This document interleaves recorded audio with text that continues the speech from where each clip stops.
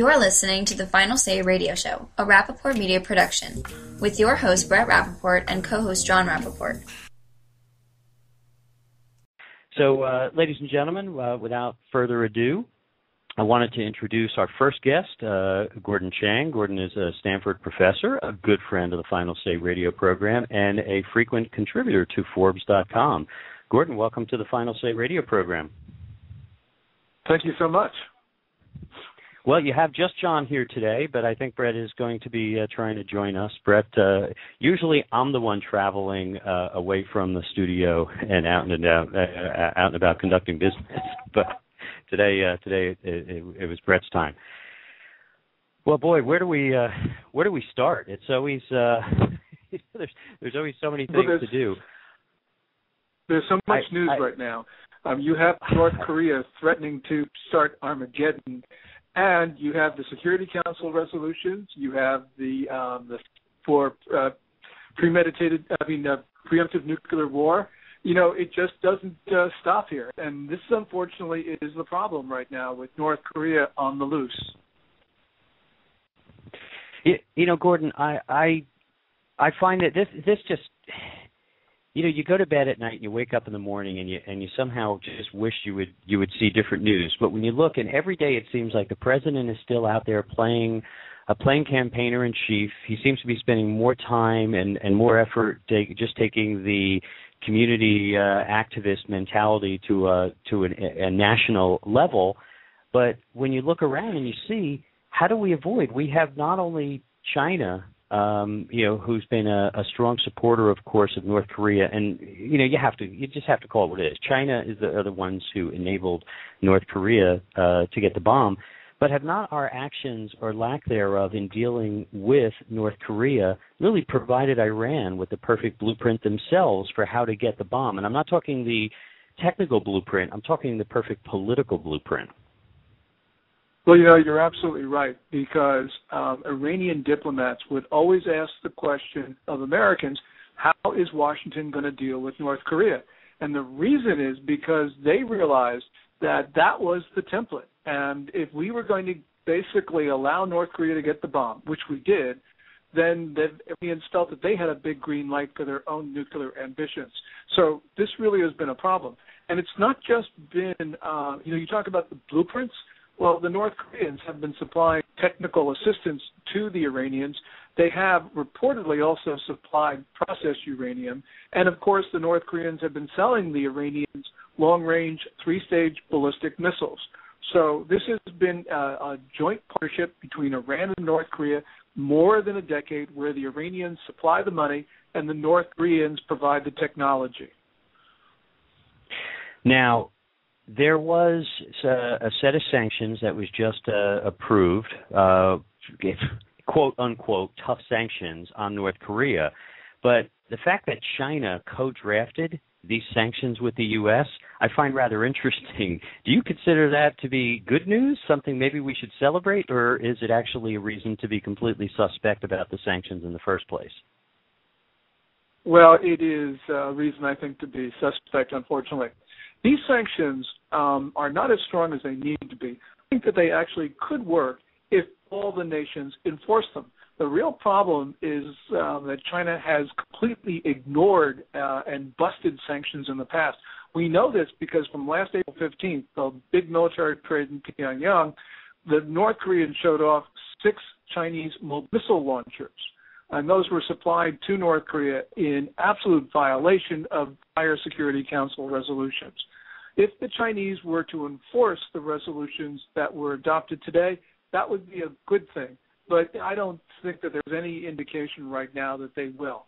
I hope to be wrong about this, but I'd be very surprised if China changes its long-held pro-Pyongyang policies and started to enforce Security Council sanctions against North Korea.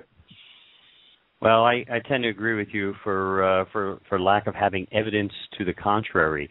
So speaking of bomb, you had an article in Forbes that I enjoyed reading, as I do most of your articles. Okay, well, all of your articles. But this one was on what potentially could be another bomb, China's property sector, right? And in your article, you were essentially speaking to the coming crash of China's property sector. To me, this is a fascinating subject because real estate booms and busts can have profound effects on entire economies. So what are your high-level predictions and assumptions on what may be coming from a potential Chinese real estate crash? The problem in China right now is that housing has gotten beyond the means of most Chinese. Right now, it takes at least 40 years annual income, for a Chinese person to buy a flat of about 1,000 square feet. 40 years. And that means that housing prices have gotten way out of whack with incomes. To put this in perspective, it's 3 or 4 years income in the United States. So clearly we've got that situation in China, which is a bubble. There's been too much money put into the Chinese economy. It couldn't all find productive purposes, so a lot of it went into speculation. And a lot of that speculation has been property. So eventually, the Chinese economy has got to equalize. It's got to come to equilibrium. And when it does, the property market is going to collapse because it's just now too far out of whack. Well, I've been to China myself many times, and I've seen firsthand the blistering pace of these tower cranes. I mean, they literally have migrated across an ever-expanding skyline. And it was amazing to watch. I mean, the part of you that enjoys seeing some fascinating real estate, some of the designs are terrific. Of course, many of them come from architects all around the world, not from architects in China. But then you're comparing that to the decaying American landscape, and while you're trying to enjoy it, it's actually sad. Should Americans see this potential bubble burst as a good thing, i.e. taming the red dragon, or maybe it's a bad thing because it could actually have a negative effect on our economy? Well, it'll have some negative effect on our economy, but the negative effect is going to be much smaller than the ultimate positive effect. The United States has suffered as China had prospered, and that's just on a net assessment. So, essentially, problems in the Chinese economy will be good for the United States. That's not to say that we should try to cause problems in China, because we shouldn't. But nonetheless, we don't need to try to cause problems in China for China to have problems. The Chinese economy will come to equal. Chinese technocrats right now are trying to postpone the inevitable, but they have not yet been able to repeal the laws of economics, which means that their economy will stumble because it'll stumble like every bubble in the world. A lot of people say that China's economy is different and that it won't come to equilibrium, but I think that that's what we hear just before every bubble bursts. That's a great point, Gordon. This is Brett, and glad to join you guys in a wonderful conversation. When we're looking at this situation and we see China investing more money into their military complex in other continents, as we see them getting involved in Africa and the Middle East and South and Central America, do you think that spend, as it's increasing and their economy starts to shrink, is going to become lessened, or could also potentially create more economic issues back at home? Well, it's economic issues back at home. China right now is extremely fragile. The economy has really been propelled by a number of trends which now no longer exist. The Chinese technocrats have been doing all the best that they can to keep the economy going. They're doing things that are really short-term fixes. But they've been ignoring some very major problems, and all it will take is just very small. It could be a problem in Nigeria, for instance, that could really ripple through and create problems in China that Chinese technocrats would not be able to deal with. So I think that's really the issue for them. Chinese are now sort of at the hostage of world events and things that are beyond their control, and that's a problem for them. And for ours, the thing just in contrast, we can deal with our problems, which is not to say that we will. Our problems are within our control to solve. So that's a big contrast. That's an excellent point. And so if the United States were to start contracting the amount of manufacturing and goods that we purchase from China, what kind of an impact would that have overall, as other nations have been looking to China for manufacturing a base as well? Yeah, China would have real problems because the Chinese economy, which is geared to selling things to us. Last year, China's merchandise trade surplus against the U.S. was $315.1 billion. That's the biggest two-country surplus in the history of the world. And China's merchandise trade surplus against the United States last year was 136.3% of its overall surplus. That's an incredible number. The United States enormous say over the Chinese economy, but only if we care to use that leverage. So right now, if the way things are going, we're buying more from China. But manufacturing is starting to leave China for various reasons, because China's manufacturing sector is no longer that attractive, especially at the low-cost end of the manufacturing spectrum. And this really means that China is in a race against time to try to move up the value chain. I don't think that they'll be able to do that because they're losing low-cost manufacturing, fast able to replace it on the top end. Well, so this is actually interesting. We bridge what I think are two subjects that normally would be separate, but I think they really come together here. So in one of your other articles on Forbes, you wrote specifically about Foxconn, right? Yes, or posed the question, is Foxconn fleeing China? And so to me, if you think about, I forget how many total employees they have, but it's between 400,000 and 500,000, is it not? They got 400,000 in Shenzhen alone, which is a city right across the border from Hong Kong. They've got about 1.2 million employees in China, I believe. Wow. I mean, from an American perspective, that's hard to even fathom. But when you put it it's together, hard to fathom. Yeah. Yes. When you think about jobs, it's just incredible because they are the largest private sector employer in China, as you'd imagine, with 1.2 million people working for them. Right, and while they do work for a lot of people, in fact, I've had contract work done through there, and being in the tech sector myself. But to a large extent, Apple put them on the map, and they moved to China from Taiwan. And so what you were basically surmising is that they're moving more and more operations back to Taiwan. Now, is that purely? Well, let me ask that a different way. Is the likely effect of that connected to what we discussed before about the potential 40-plus year cost of buying a house? To move into these cities to use those manufacturing or to have access to those manufacturing jobs, if the price of housing is going up faster than the economy could possibly grow, and then jobs are potentially leaving, doesn't that set up kind of a new sort of combined bomb that could have a very destructive effect on the Chinese economy? Yeah, you're absolutely right. All of China's economic problems are connected. They've got a number of things. What's affecting Foxconn right now is China's demographic issues. The number of employees in China, the number of workers, started to decline in 2010. Base says it's 2012, but basically Chinese demographers place that year as 2010.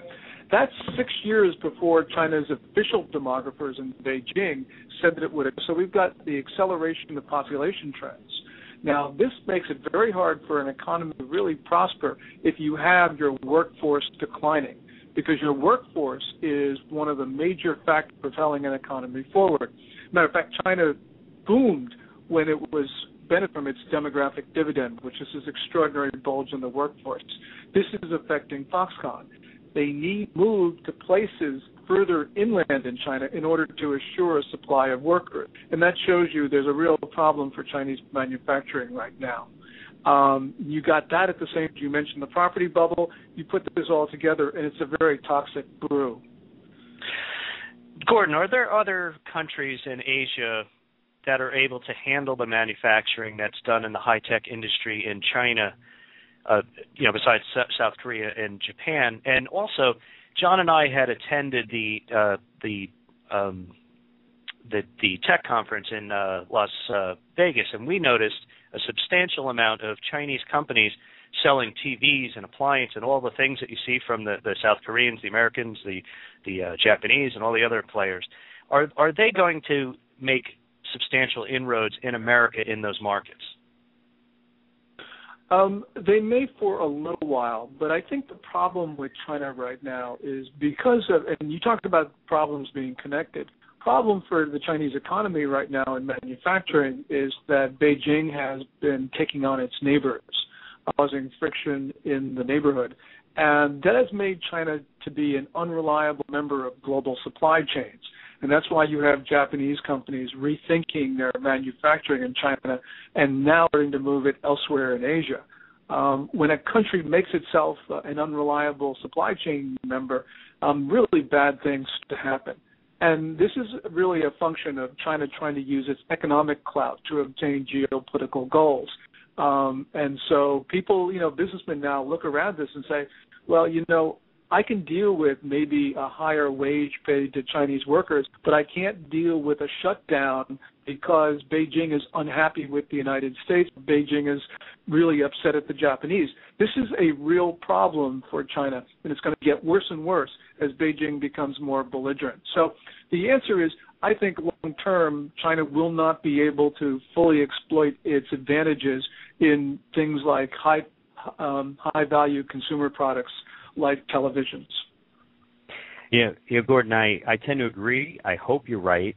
And I thought some of the biggest evidence was when they used rare earth, a critical component in the manufacturing process, to hold not just the U.S. but much of the manufacturing world, the advanced manufacturing world, hostage, and then simultaneously are getting very aggressive in their regional hegemony and supporting proxy wars and blocking reasonable legislation all around the world to contain terrorists and so forth. You would think that even if the governments are feckless and powerless in fighting China, that the people, you, me, Brett, Beatrice, and all of our listeners in the final say who actually have power with our pocketbook will make better buying decisions when we're given that opportunity. Yeah, well, I certainly hope we. And you talk about the rare earth bans, and those were very important. Those were in the second half of 2010, and the Chinese applied an export ban on rare earths first to the Japanese, and then the United States and even the European Union. Now, China relented. Nonetheless, it showed that it was willing to use its economic clout to try to punish nations. Talked about in terms of becoming an unreliable member of global supply chains. This is really factoring in if they continue to try to do this over the long term. Well, absolutely. Well, once again, another great segment. Gordon Chang, wanted to thank you for joining us here on the Final Say. We do look forward to having you back. And ladies and gentlemen, you could reach Gordon Chang on Forbes.com. And is there any other place that you'd like people to be able to read your works or be able to access you, Gordon? I tweet my articles at Gordon G. Chang, and my website is www.gordonchng.com. Excellent. Gordon, once again, thanks for joining us on the Final Say. We look forward to speaking with you again soon. Well, thank you so much. All right. Take care. Well.